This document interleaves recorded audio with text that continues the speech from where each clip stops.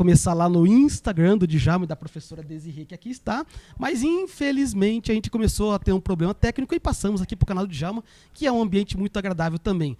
Estou aqui com uma mulherada de peso na ciência e para fazer esse bate-papo chamado, a gente colocou um título pomposo para dizer Mulheres na Ciência, mas o nosso objetivo é falar sobre os obstáculos que a Desirê tanto tem falado na campanha, que as mulheres têm enfrentado ao longo da carreira nas mais variadas áreas e com um certo destaque nas áreas científicas. Vamos trazer alguns dados aqui para a gente refletir e, ao mesmo tempo, para transmitir algumas experiências que essas mulheres que aqui estão no canal do Djalma experienciaram e, ao mesmo tempo, conseguiram driblar isso.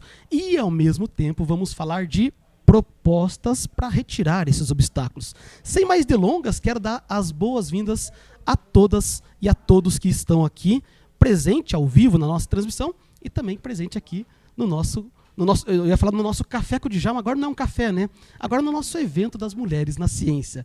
Sejam todas muito bem-vindas, mulheres, tudo bem? Primeira coisa, eu gostaria que vocês se apresentassem e dissessem para os nossos telespectadores quem são vocês. Eu ia apresentá-las, mas os títulos e aquilo que aparece no currículo de vocês talvez possa ser uma informação parcial. Podemos começar com a nossa querida candidata ao Senado, Desirê, para que você possa dizer que tipo de mulher você é e como é que você ocupa esses espaços na política, na ciência, para dizer que esse feminino te representa. Seja muito bem-vinda, Desirê. Muito obrigada, Djalma. É um prazer estar com vocês. Está funcionando o microfone? Testando, 1, 2, 3. Muito bem. Então é um prazer estar com vocês aqui, mulheres cientistas, com o professor Djalma também. É muito bacana a gente poder conversar sobre isso. Como é que eu vou me definir? Eu sou uma mãe cientista. Olha só que legal, hein? Eu engravidei e passei no doutorado na mesma semana. Meu Deus! O que fez com que a tese fosse gerada parcialmente aí com a Ana Clara e fosse defendida com ela já com 2 anos de idade.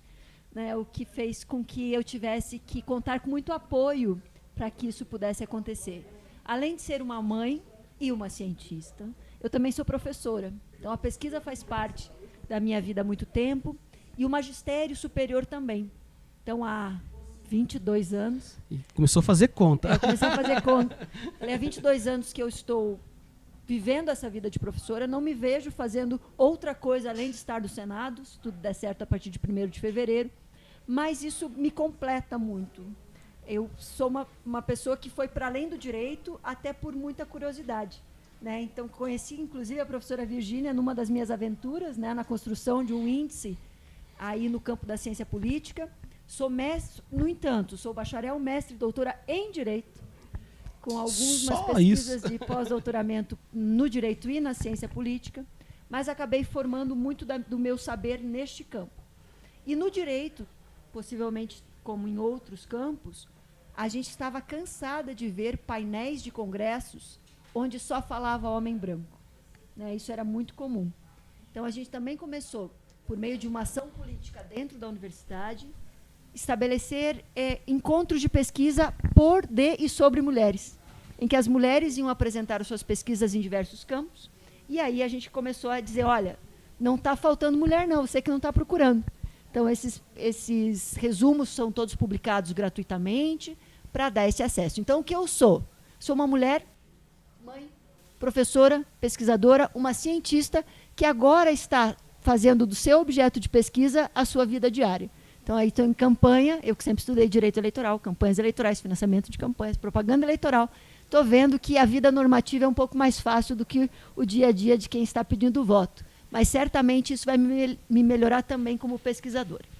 Eu já estou dizendo para todo mundo que senadora Desirê 123, para que no ano que vem tenhamos essa representatividade de uma mulher cientista, professora com todas essas características. Está faltando no currículo, senadora, e esperamos que nessas nossas eleições esteja lá.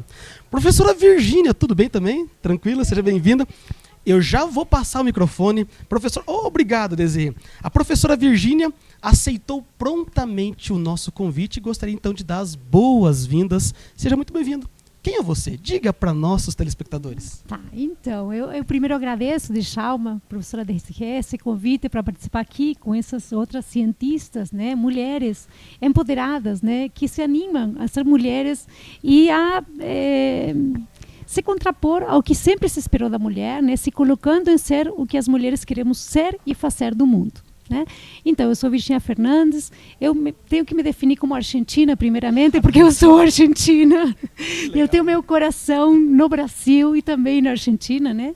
Eu sou economista, eu fiz mestrado em desenvolvimento econômico, doutorado em desenvolvimento econômico, e eu sou professora atualmente, né, há muitos anos, desde 2006, quase 16 anos, na Universidade Nacional de Rosário, e nos últimos anos aqui no Brasil, na Universidade Federal do Paraná, na pós-graduação, e na UNILA, que também eu tenho meu coração ali na Universidade Federal da Integração da América Latina, que é um espaço que é muito caro a esse reconhecimento e o valor a tudo que é diferente, a tudo que é minoria e a tudo que é menos escutado.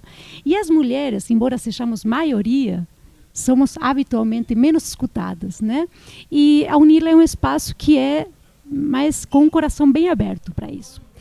E, fundamentalmente, sou a mãe do Ernesto e do Francisco, que também nasceram, um deles no doutorado e o outro no pós-doutorado. Então, realmente, eu defendi a minha tese grávida de 7 meses do Francisco e com o Ernesto de 2 anos. Então, foi um grande desafio. E é a tarefa mais desafiante e a mais difícil, que eu não tinha aprendido, né? É mais difícil até que estudar, que se dedicar à vida profissional. Esse desafio de ser mãe e ser profissional e dar conta do que se espera e do que nós esperamos, né, como mulheres. Nos sairmos desse lugar de sujeitas de tantas coisas. Então, essa é a minha apresentação. Que legal, que legal. Eu falei, né, não dá para definir quem a mulher é apenas pelos títulos, apenas por aquilo que a gente vê no currículo, é muito mais do que isso. E quero dizer que esse canal do Djalma está aberto a todas vocês. Sintam-se muito à vontade aqui, tá bom?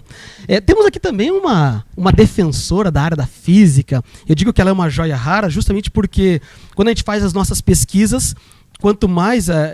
me corrija se eu estiver errado, mas parece que quanto mais as ciências exatas vão se mostrando, menor é o público feminino. É assim mesmo? Não sei. E já se apresente para nossos telespectadores, Denise. Muito obrigada. Boa noite a todos e a todas. Infelizmente é uma realidade, né? Você falou uma joia rara, eu fiquei até vermelhinha. Fiquei até constrangida. Mas infelizmente é verdade, né?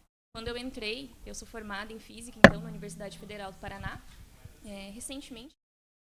E quando eu entrei na universidade, eu tinha uma divisão muito nítida. A sala era bem dividida, tinha bastante mulheres no local, bastante meninos também, então era uma divisão bem legal. E eu falei, nossa, é totalmente diferente daquilo que eu esperava. E conforme os semestres foram passando, cada vez menos mulheres, não tive quase professoras mulheres também, então para você ter aquele espelho, para você ter aquela, né, inspiração. E no final do semestre, só eu de mulher me formei com a minha turma. Nossa. Então, é uma realidade muito triste. Apesar do título, né, de uma joia rara ser assim, algo que seria muito legal, infelizmente é muito triste. Sim. Porque nas ciências exatas tem um estigma de que é para homens. Só os homens têm a capacidade de exercer ali uma engenharia, uma física, ou então alguma matéria que seja mais fechadinha ali para o mundo das exatas. Isso é uma mentira, né? Infelizmente, a gente não tem tanta representatividade. Como foi dito, a gente tem muitas mulheres na ciência, só que elas não são mostradas, elas não são ouvidas, elas não são definidas ali como a gente precisa. Então, eu me formei em Física a muito custo, confesso que foi muito difícil, e pretendo continuar aí na carreira. Minha orientadora, né, minha ex-orientadora agora, não me deixa parar, ela quer que eu continue escrevendo os artigos bonitinho ali para ela. Tá tudo certo? Tá tudo certo.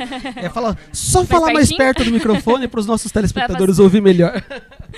E atuo, né, sou professora de física há 5 anos já na educação básica. Então, eu amo dar aulas, é isso que eu quero fazer para o resto da minha vida. Não me vejo fazendo outra coisa, mas eu quero ser uma professora que inspire, uma professora que mostre para os meninos e para as meninas, principalmente, que sim, nós temos lugar de fala, nós temos destaque. Existem, sim, cientistas mulheres, porque nós mostramos na física, falamos sobre Newton, falamos sobre Galileu, sobre Arquimedes, e as mulheres não têm ali a presença como deveriam ter. Esses homens têm total relevância, mas as mulheres também têm.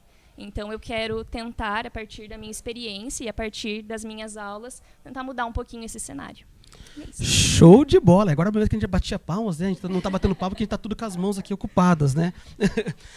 Quero te dizer, professora Denise, que nós temos aqui uma candidata mulher ao vice-governo que vai mudar essa situação. A nossa querida Elisa, junto com o nosso Gomide, vote 12, né? Já pedimos aqui o voto para essa dupla. Eu gosto muito dessa pauta porque o Gomide disse: todo alto escalão vai ter 50% de representatividade feminina e começa aqui com a nossa vice-governadora. Seja bem-vinda, Elisa.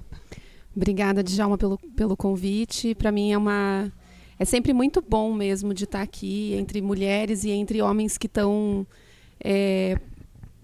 a favor da luta feminista, né? Antissexista, né? E...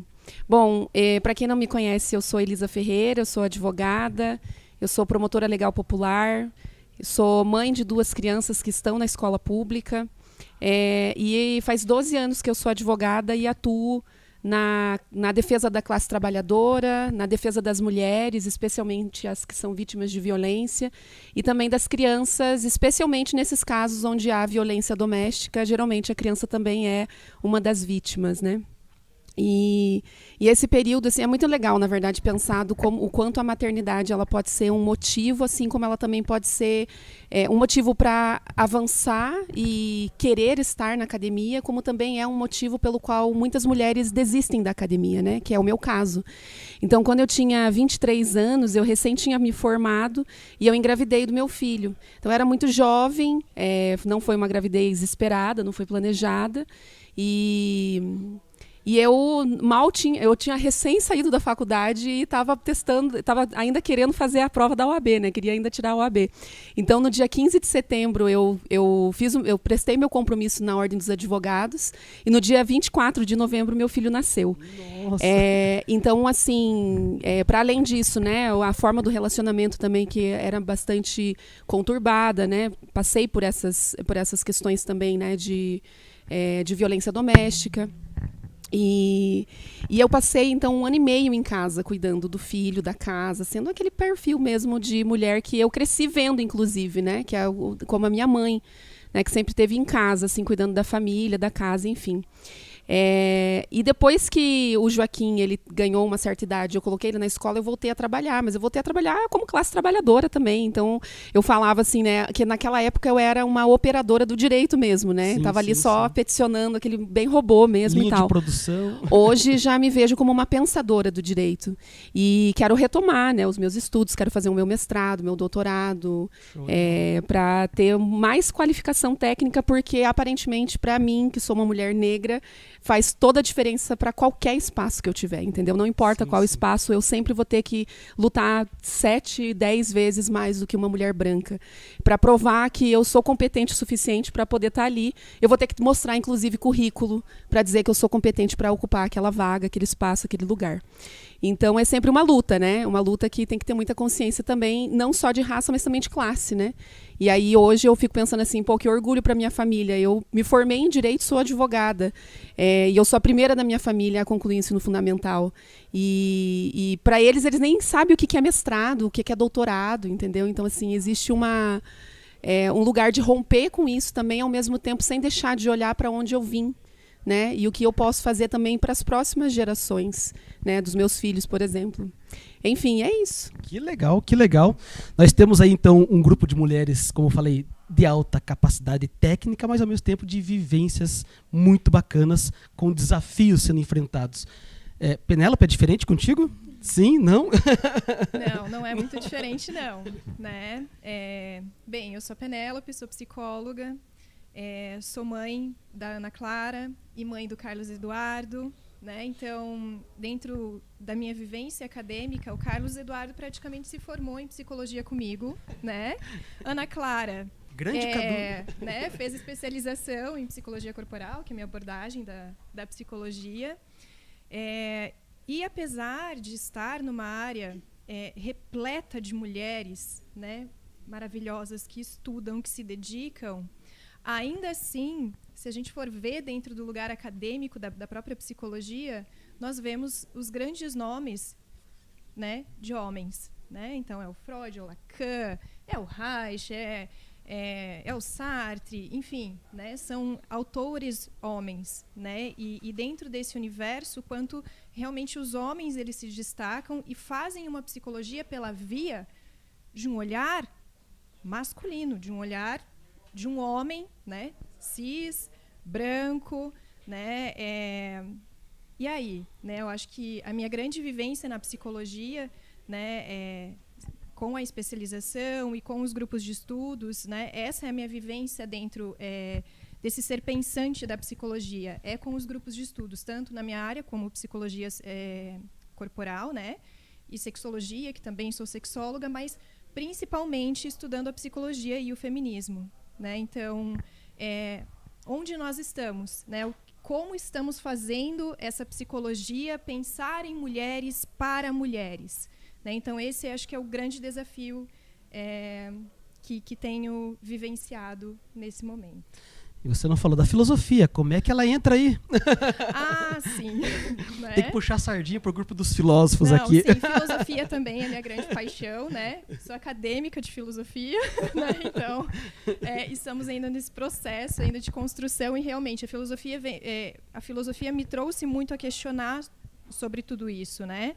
Falei, gente, mas por que eu estou olhando para esse autor da psicologia, sendo que tem essa autora que diz algo assim? E esse cara construiu essa carreira, mas olha essa mulher, que lugar que ela ocupou. Olha desculpa, né? Esse livro intenso, eu ia falar um palavrão, eu voltei.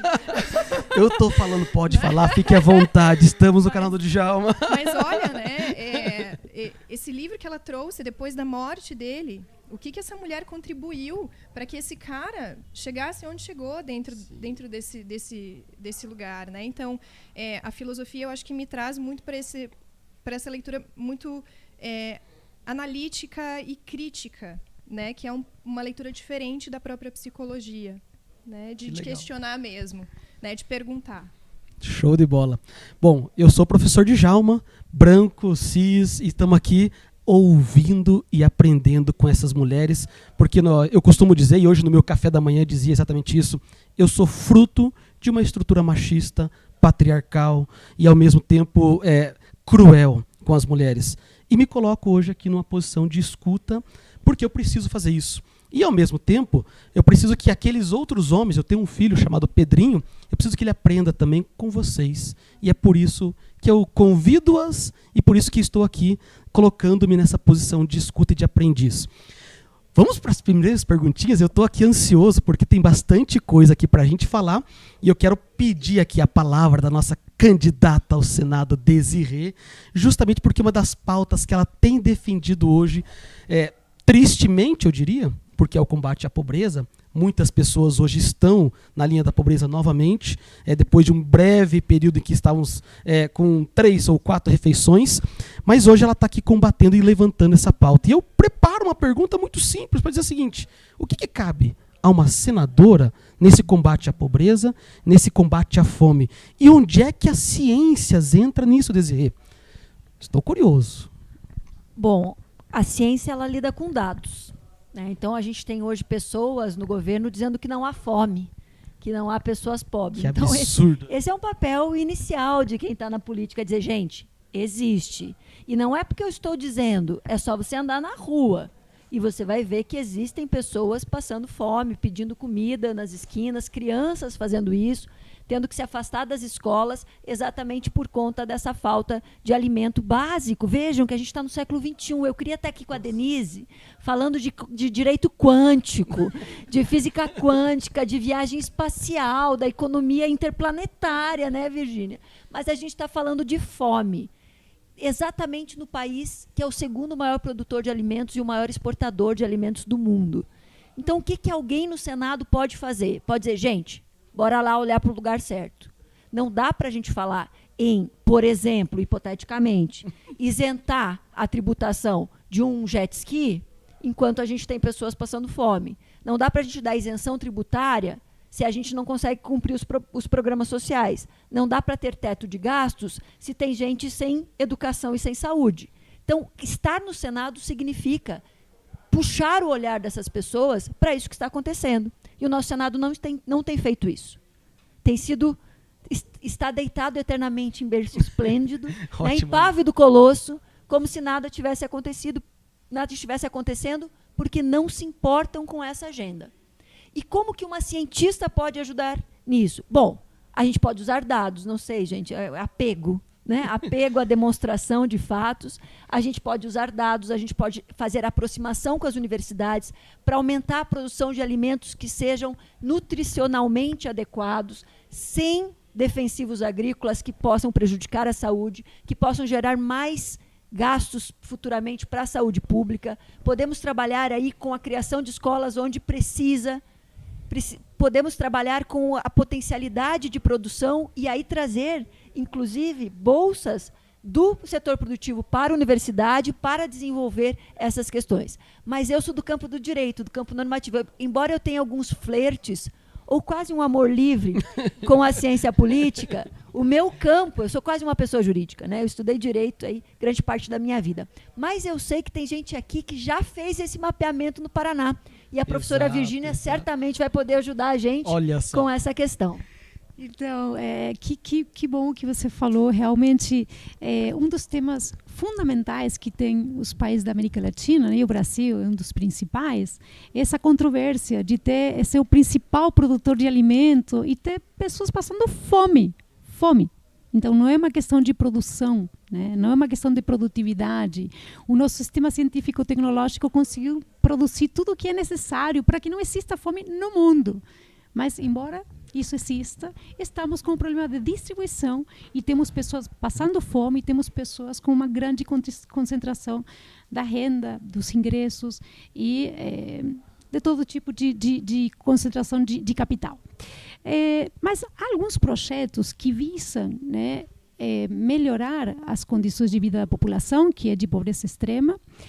Alguns estão mais vinculados com a possibilidade de criar atividades que criem salários e renda, né, pela via do trabalho, e outros são de necessidade mais imediata, de assistência, né, de uma renda universal que está sendo analisada no mundo como uma necessidade para dar conta do que está acontecendo com a parte da população que ficou de fora do mercado de trabalho, porque não existem atividades produtivas aonde se inserir.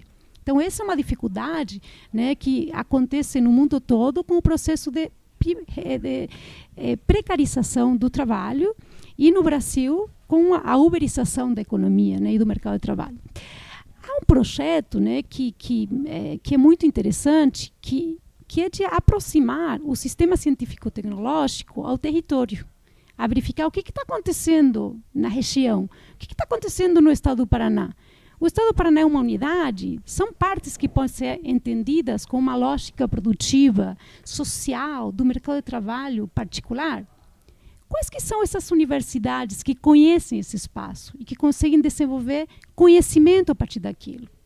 Pode ser da economia do agronegócio, né, da UniOeste, mas tem outras universidades. Tem uma universidade estadual de Maringá, são 7 universidades estaduais.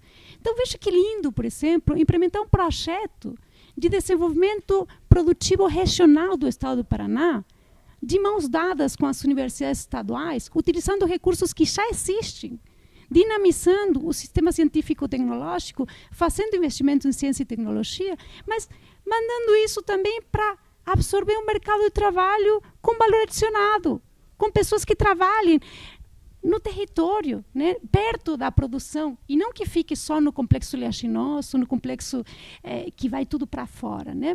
Essa possibilidade está de mãos dadas da ciência e da tecnologia. Perfeito, perfeito. Pode ser com o sistema do satelital, intergaláctico, mas também pode ser como que isso pode ser implementado aí, com o pé no chão, formas de sim, produção até mais circulares, que sejam cuidadosas do ambiente social, das pessoas, da população que vive nesses territórios, né? Então, isso acho que a futura senadora poderia implementar, né? Poderia contribuir para que um projeto dessa natureza seja implementado no estado do Paraná. Próxima senadora, se Exatamente. próxima senadora, não futura, porque pode demorar muito. É próximo. Para ser próxima, 1, 2, 3. É isso aí.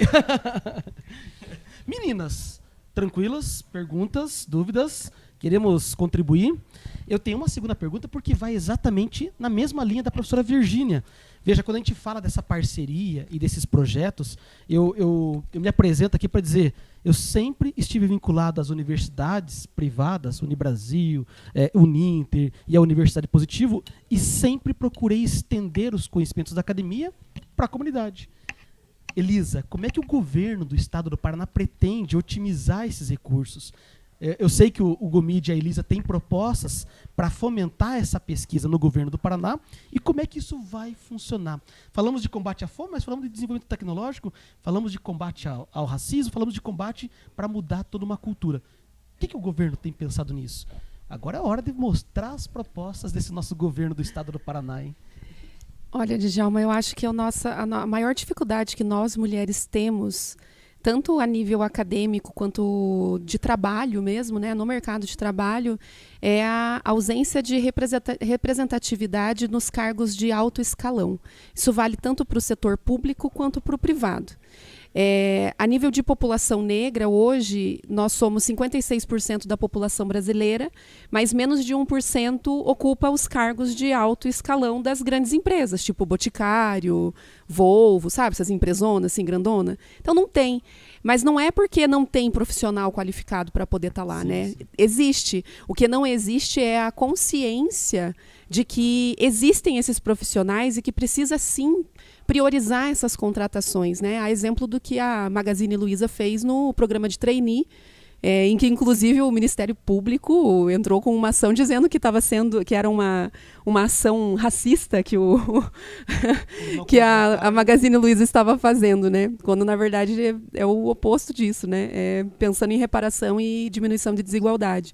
Então, num primeiro aspecto, eu vejo assim o quanto as nossas propostas, elas estão alinhadas no sentido de garantir 50% de paridade, né, nos cargos de alto escalão do governo, de Estado, mas não restrito aos 50%, né? Chegou no 50%, acabou, não precisa mais. Não. É pensar em que esse número vai ser elevado, é pensar de que isso é só o mínimo, né? Hoje a gente tem um problema das cotas, por exemplo, femininas, que os partidos eles olham e falam assim, não, é só 30% que a gente tem que destinar de recurso, é só 30% que a gente tem que garantir de quantidade de mulheres, né, nas chapas. A professora Desirê pode falar muito melhor do que eu sobre isso. Mas, assim, é a lógica do mínimo, né? A lógica do mínimo que, na verdade, acaba sendo o máximo. Então, talvez, pensando na Elisa como vice-governadora, o quanto dá para a gente dialogar no sentido de que isso não é o nosso máximo, de que isso é realmente o nosso mínimo. Eu acredito que, a partir daí, quando a gente tiver mais mulheres ocupando esses cargos, mulheres que não apenas por serem mulheres, mas porque, sim, vão ter a competência necessária para poder executar aquelas tarefas, a gente vai começar a ter uma mudança estruturante. Tá? E aí, também pensando, né, por que eu não vejo reitoras nas universidades? Por que eu não vejo... para Graciela ali, infelizmente não pôde estar, mas era para ela estar aqui, nossa primeira vice-reitora de uma universidade aqui no Paraná. Olha que legal. Então, tem muitas coisas, né, que precisam ser rompidas primeiro para a gente pensar, para a gente poder falar. Para a gente poder falar realmente em segunda. Obrigado pela correção. Então, e veja, a gente está em 2021, né? Então, assim, 2022. Tô perdida no tempo já, gente. É que assim, ó. Não é a pandemia. Gente, não é a pandemia. O nome disso é campanha eleitoral. A gente se perde no tempo. A gente te entende. Já pensou nós no feitiço do tempo e a gente volta em 2021? Ninguém... Não. Não.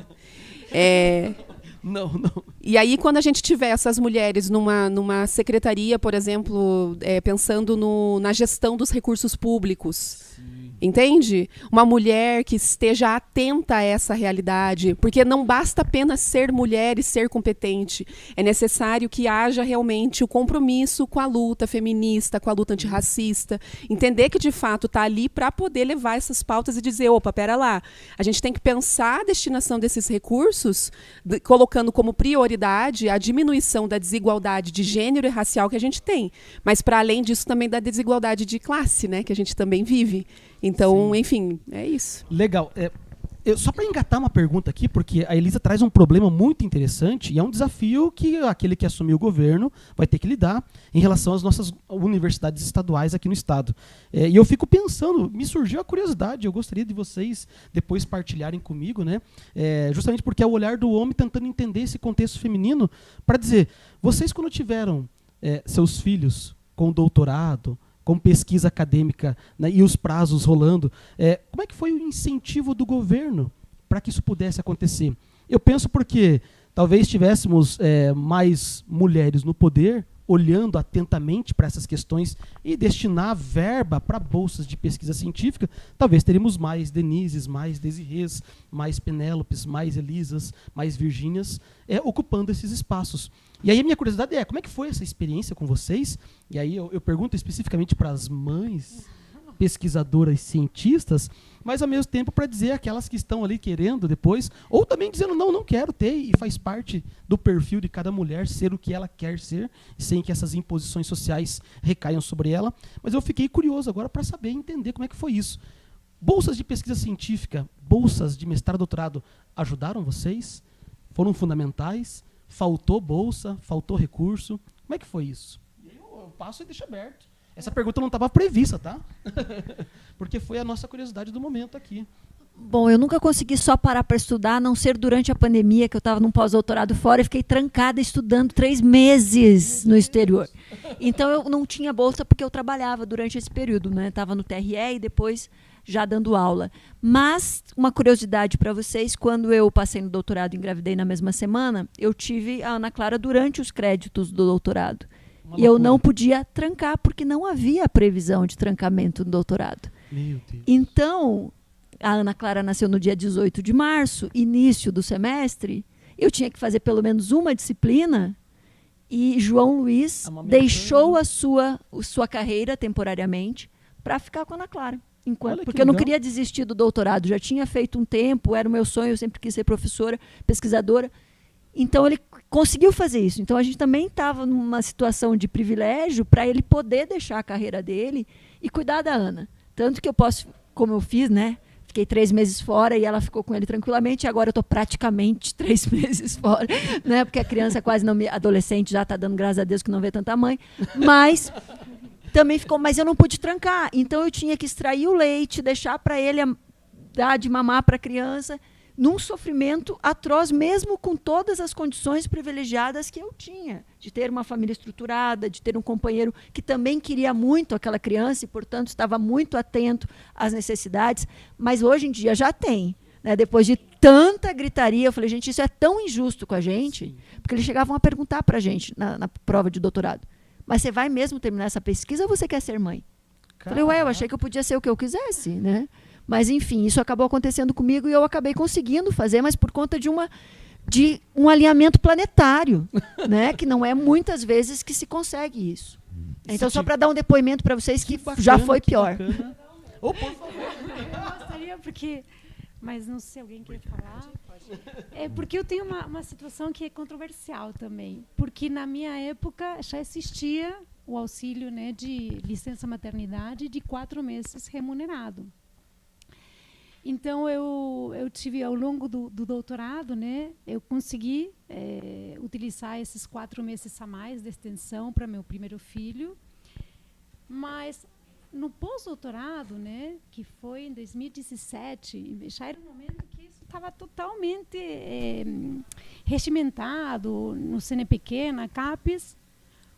O colegiado do programa de pós-graduação, com a coordenação de homem, fez questão de tirar minha licença maternidade. E foi uma coisa, foi muito, assim, até agora, eu no momento quis me esquecer daquilo, né? Porque eu fiz a consulta para a CAPES falou, não, é o direito seu. fiz a consulta na pró-reitoria da pós-graduação aqui na UFPR e falou, não, é um direito seu.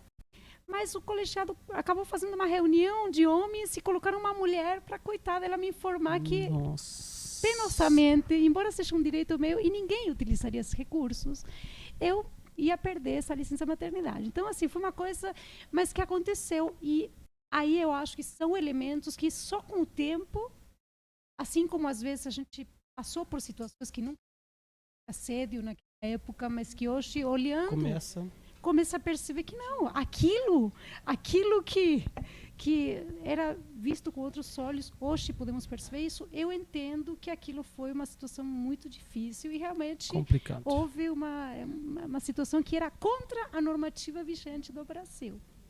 E existiu na academia. Olha só que triste, né? É um depoimento triste e espero que a gente esteja trabalhando, seja nas nossas mídias, nas nossas campanhas, nas nossas pautas de governo, nas nossas propostas, seja como senadora, governo, deputado federal, para que isso não aconteça jamais. Claro, para que ninguém mais vivencie uma situação como essa. Eu pergunto essa curiosidade, porque eu tinha uma pergunta para a Denise aqui para explicar exatamente isso, né? Será que se tivéssemos mais incentivo e políticas públicas claras, documentos normativos que pensassem questões desse tipo, será que não teríamos mais mulheres nas áreas como você está? Com certeza, com certeza. Eu acredito que tudo se inicia... Eu acho que o problema, como o professor mesmo fala, né, educação é a base de tudo. Então, meu slogan. A educação é a base. Mas Bote é a base para quê? Já uma campanha. Mas a base para quê? Para você entrar no mercado de trabalho, para você ter uma profissão, para a vida, para o vestibular. A educação é base para quê, exatamente? Então, é isso que a gente tem que começar a repensar, né? Os governos, né, os nossos representantes, eles têm que começar a rever a educação é a base para quê? O que a gente está criando com esses jovens? Né? Porque, por exemplo, ainda voltando, né, à pouca representatividade feminina que nós temos, quando a gente não tem uma figura para se espelhar, a gente não quer ser. Então, a gente só almeja ser alguma coisa que nós admiramos. Então, eu admiro aquilo, eu quero ser aquilo. Então, eu admiro essa mulher, eu quero ser.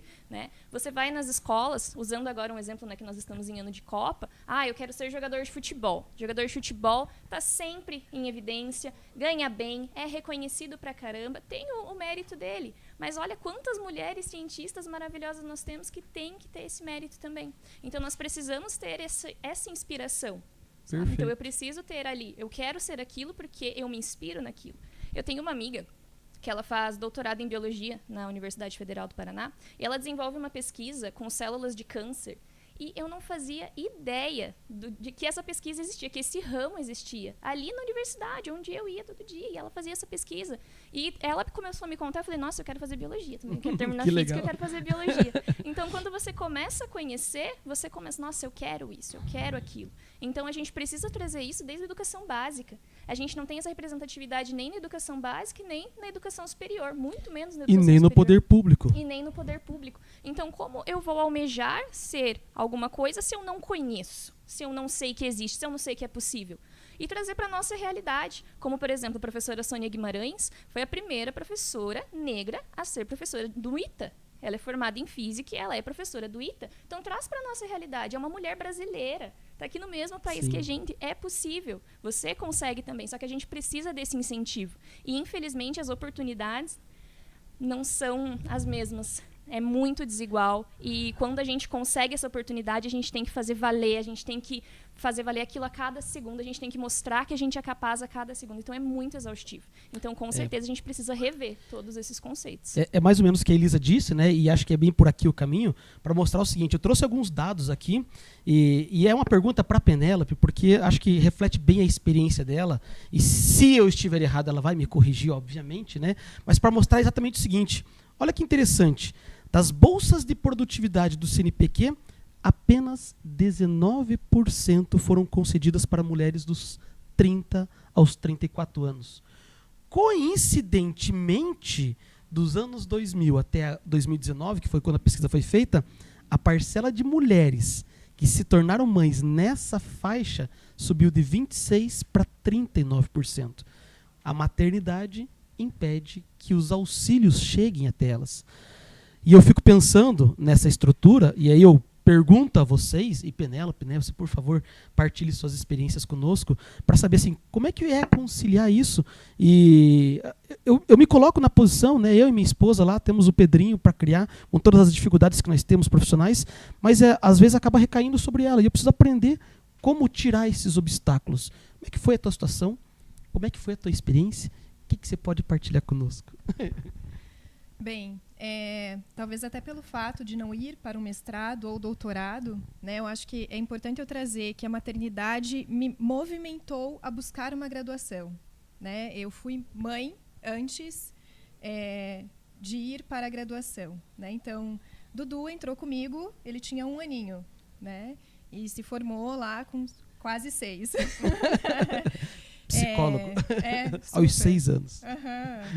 E dentro do lugar do mestrado, eu gosto muito desse lugar acadêmico, eu gosto muito da pesquisa. Vide, né? Não consigo parar, e é por isso que estou sempre dentro de grupo de estudos, e, enfim, me movimentando nesses aspectos hoje, dentro da filosofia. Mas quando eu me vi para fazer o mestrado, com a Clara muito pequena, eu voltei. Eu falei, não dou conta, não rola. E eu tinha, né, o apoio de um companheiro que estava ali, me dando todo o suporte necessário para isso. Mas eu não consegui. Né? Então, do quanto a gente vivencia isso o tempo todo, né? E do quanto realmente esse lugar é muito estrutural, né? Mas que, se a gente pensa, parece até quase que uma dicotomia, mas não é. Né? Do quanto para movimentar a estrutura, para mexer lá na raiz, bem lá embaixo, né? Tu tem que mexer na folhinha, né? Tu tem que ter esse lugar de representatividade mesmo, que olhe para a mulher, né? Que olhe justamente para esse lugar das bolsas. Hoje eu sei que realmente nessas as bolsas disponibilizadas, eu vi que USP e várias outras universidades pensaram nas mulheres no período da pandemia, né? Hoje, com a licença maternidade, aumentaram, né, estão discutindo pontuação de produção e tudo mais, né? Mas o quanto também está estruturado isso no sujeito. Né? E acho que, dentro de políticas públicas, por que não pensar como atingir o sujeito, como fomentar isso, esse tipo de carga reflexiva nos sujeitos, né? Nessas pessoas que fazem essa sociedade. Algo muito curioso que eu queria compartilhar com vocês foi que, há alguns anos atrás, eu fiz parte da Comissão de Psicologia Clínica do CRP, aqui do Paraná. E eu lembro que eu estava numa reunião, cheguei numa reunião de paraquedas, assim, primeira reunião, né, primeira plenária, assim, nossa, que é isso? Né? E aí nós estávamos, era a última plenária daquela gestão, e aí era um momento de despedida da presidente. Né? Hoje, inclusive, ela já faleceu, o nome dela é Célia. Né? E aí eu lembro que surgiu um burburinho e uma brincadeira do é porque, né, eu sou a primeira mulher e kkkkkkkk, e todo mundo rindo. Muito ótimo, maravilhoso, mas aí um colega do lado ele falou assim: meu, isso não é motivo para rir. É verdade. É quase que um motivo para lamentar. Porque, veja, olha quantas mulheres estão inscritas aqui no CRP, né? E é a primeira vez... Gente, isso não faz 10 anos. Isso faz, no máximo, uns 6 anos. 6 anos, no máximo do máximo, assim. Então, olha só, né? Há quantos anos o CRP estava aí, né? E muitos homens. E ela foi a primeira mulher ali a nos representar, né? A grande categoria profissional de mulheres.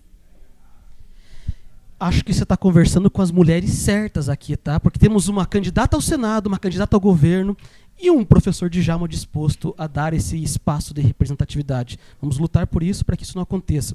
E olha que interessante, eu trouxe um outro dado para a gente fazer essa última rodada de perguntas, porque o Gustavo já está me perguntando assim, está chegando a nossa 1 hora e a Desirê já tem outros compromissos também de agenda. Tem agenda ainda, Desirê?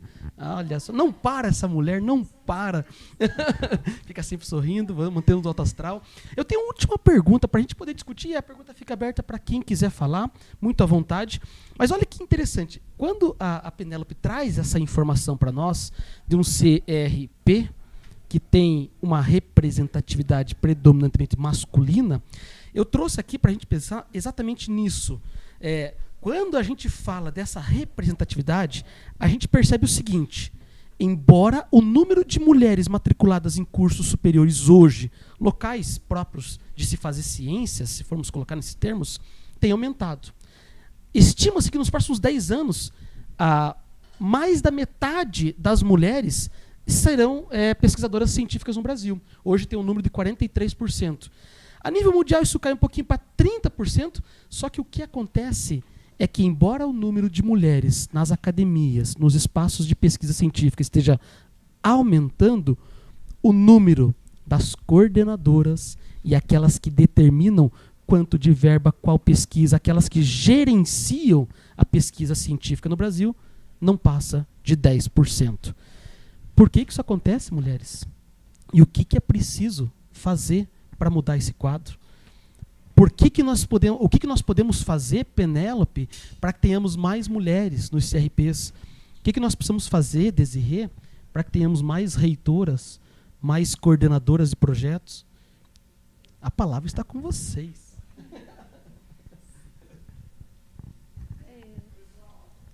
Bom, a gente tem que se colocar no campo, né? A gente tem que jogar o corpo na luta e se apresentar para ocupar esses espaços, que não é fácil, não é fácil. Porque quando a gente pensa em representação dentro das coordenações, dentro das direções de setor, dentro das reitorias, dentro dos ministérios, dos conselhos, das agências, a gente está falando de espaço de poder.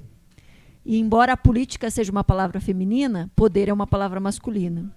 E cada vez que a gente vai pensar nas qualidades de alguém que deve estar no espaço de poder, elas só são positivas quando exercidas por um homem. Né? Uma mulher não é uma líder nata, ela é uma arrogante. Né? Então, a gente precisa modificar isso também. Fazer com que esses espaços sejam também espaços da gente. Estava falando, né, estava ouvindo a Penélope que falou do CRP lá e uma mulher. A gente tem na ordem dos advogados ainda, né? Da ordem da advocacia do Brasil, do Paraná, pela primeira vez uma mulher candidata. E a gente esteve lutando pela paridade nos conselhos e alguns homens não queriam que isso fosse passado. E a gente falou, beleza, a gente para de pagar anuidade. A gente é quase metade da classe, se a gente para de pagar anuidade, a gente pode gerar aí um certo desconforto. Mas foi preciso uma pressão imensa para isso. Né? E aí a gente teve mulheres, e não só no Paraná, em vários estados, que pela primeira vez ocuparam esse espaço da presidência. A presidência nacional, no entanto, permanece. Permanece com o homem. E quase todo o conselho ali em volta, né? Com o homem. Essa parte, a administração da OAB continua. E é muito interessante, vou contar uma história para vocês verem que é absurdo. Existe uma possibilidade de você fazer uma sociedade. Em vez de você ter o seu nome, você ter uma sociedade de advogadas. Só que o nome na lei é Sociedade de Advogados. E aí algumas mulheres que só eram mulheres na sociedade pediram para registrar como Sociedade de Advogadas. E algumas OABs negaram, dizendo que não era possível. Vejam, é nesse ponto que a gente está, gente. É neste ponto que a gente está. Então, a Denise falou que temos que colocar mulheres nas nossas referências bibliográficas, nos nossos artigos científicos. Temos que colocar mulheres em frente das salas de aula. E aí, sim, fazer com que as mulheres distribuam as bolsas. A gente teve dados terríveis na pandemia, que muitos homens conseguiram produzir mais e mulheres conseguiram produzir menos. Por quê? Porque a nós é atribuído o dever de cuidado, que algumas pessoas chamam de amor, e a gente pode chamar de trabalho não remunerado. O que desde Virginia Woolf é apontado lá como um problema para a nossa produção, seja artística, seja científica. Então, essa é a mudança que a gente precisa fazer. Se a gente esperar, a gente vai demorar 164 anos, segundo o Fórum Econômico Mundial. Eu não sei vocês. Eu não quero que a minha Ana Clara, ou que a Ana Clara da Penélope, faça essa luta daqui a 10, 20 anos. Eu quero que elas tenham outras batalhas. Então, é preciso que a gente faça a diferença, ocupando os espaços de tomada de decisão em todos os campos. É isso que eu estou fazendo aqui, é isso que Elisa está fazendo, ocupando esse espaço, é isso que mulheres de diversas pautas estão fazendo hoje nas eleições. E a gente tem a chance de pular para 50, de eleger metade do parlamento de mulheres e fazer com que isso reverbere na sociedade.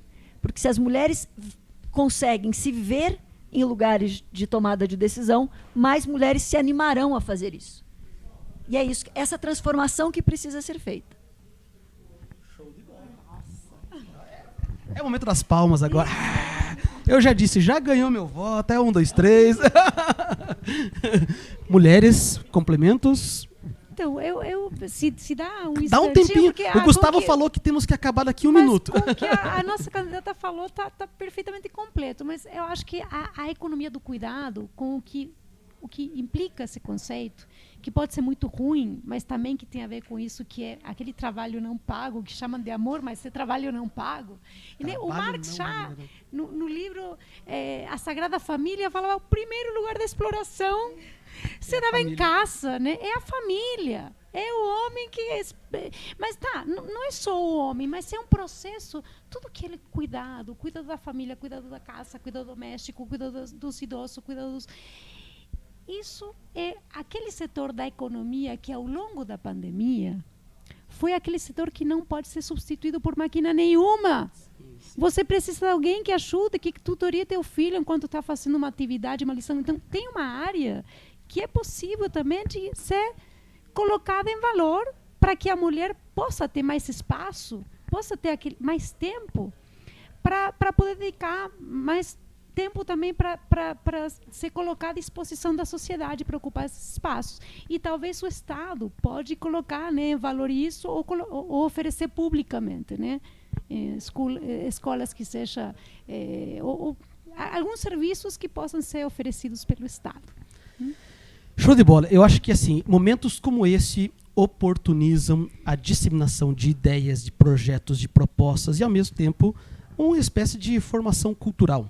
Que aqueles homens que aqui estejam ouvindo essas mulheres aprendam com elas e aprendam também a como se colocar na disposição para que haja uma sociedade mais igualitária, mais justa, mais equitativa e que os pula para 50, sou defensor dessa ideia, o olhar da mulher, o olhar do homem são diferentes e é preciso que os dois estejam ali, assim como todos os outros, todas as outras classes tenham os seus representantes. Mulheres, nosso tempo está no final. Últimas palavrinhas, Denise. Palavras finais. Você tem 2 palavras. Ah, não, brincadeira. 2 palavras, já falei. Só gostaria de agradecer muito por esse espaço, por estar aqui compartilhando, né, histórias com mulheres tão incríveis. Foi um prazer conhecê-las. Muito obrigada por essa oportunidade. E que mude a nossa educação, que mude desde a nossa infância, né? Que as meninas são ensinadas a cuidar, a ser amorosas, a não ocupar um lugar que não é o delas, que elas possam ser o que elas quiserem. Se elas quiserem cuidar, que elas cuidem, mas porque elas querem. Então, que a gente comece a mudar esse cenário para que as mulheres sejam o que elas querem ser. E é isso que eu desejo para todas as mulheres. E para todas nós, e para mim também. Show de bola. Penélope, 2 palavrinhas. Tá bom, pode ser mais. Não, muito grata. Muito grata por estar ao lado de mulheres incríveis, mulheres brilhantes e inspiradoras. Né, eu acho que é esse o sentimento que fica. Muito grata. Show de bola, valeu. Elisa? Considerações finais. Considerações finais. Mulheres na ciência tem que ser assim. Eu acho que eu faço só um reforço aqui, né, de que eu escuto muito das minhas amigas que moram na favela, de que para a gente poder ter um pão quentinho na padaria às 6, 7 horas da manhã, a favela já acordou às 4 e 5 horas da manhã. E que nenhuma de nós aqui esquecemos que há mulheres pretas, periféricas, que também querem ocupar esses espaços. E que cabe a nós, sim, a abertura desses caminhos. Sem esquecer que, muitas vezes, a gente vai servir de escada mesmo, para que elas possam subir. Tá? Eu acho que é isso, as minhas considerações finais. Show de bola. Profa Virgínia. Então, eu também muito grata pelo convite. E assim, o que eu acho que nos diferencia dos homens é que essa luta tem que ser empoderada e conjunta. Temos que estar unidas, né? Porque é a força do coletivo que vai nos levar a ter mais força para ocupar mais espaços e para fazer do nosso jeito, que é diferente. Muito legal, muito legal. Deixamos a palavra final para a nossa Desirê, nossa candidata do Senado. Aproveita, tem 2 palavras. Vote 1, 2, 3. Não, obrigada, Djalma, obrigada por também me permitir conhecer Penélope e Denise, que eu não conhecia. Certamente a gente vai se ver, eu espero que vocês participem do encontro de pesquisa que o Instituto Política Poder para Mulheres organiza todos os anos. É importante que vocês estejam lá até para conhecer outras pesquisadoras e saberem que existe uma rede de afeto e de construção também da ciência, porque às vezes é meio solitário, né, a gente fazer isso, ainda mais mulheres. E que a política também seja essa rede, né, seja uma rede de afetos, de promoção conjunta, de ideais e de melhoria das condições de vida de todas as pessoas. Que as meninas, que são as mulheres do futuro, tenham um horizonte enorme pela frente e que possam sonhar em ser quaisquer coisas, porque essa luta cabe à nossa geração fazer. Eu fico profundamente emocionado de participar de um momento como esse com mulheres tão brilhantes que eu admiro pra caramba, aquelas que eu conheço já há mais tempo, aquelas que eu conheço há pouco tempo, e que elas sejam de fato inspiração para todas vocês e para todos nós, que a gente saiba aprender, se colocar nessa posição de escuta. E claro, estamos aqui para tentar mudar essa estrutura que tanto cria obstáculos. Conte com o professor Djalma, conte com Elisa lá no governo, junto com o Gomide 12, conte com a nossa senadora 123, e aqui é 1214, deputado federal, tamo junto. Obrigado, mulheres. Valeu, show de bola, sensacional. Ficamos por aqui até o próximo evento Mulheres na Ciência, que vai ter próximo, né? Vai ter próximo. Com certeza vai ter próximo. Abraços, tchau, tamo junto.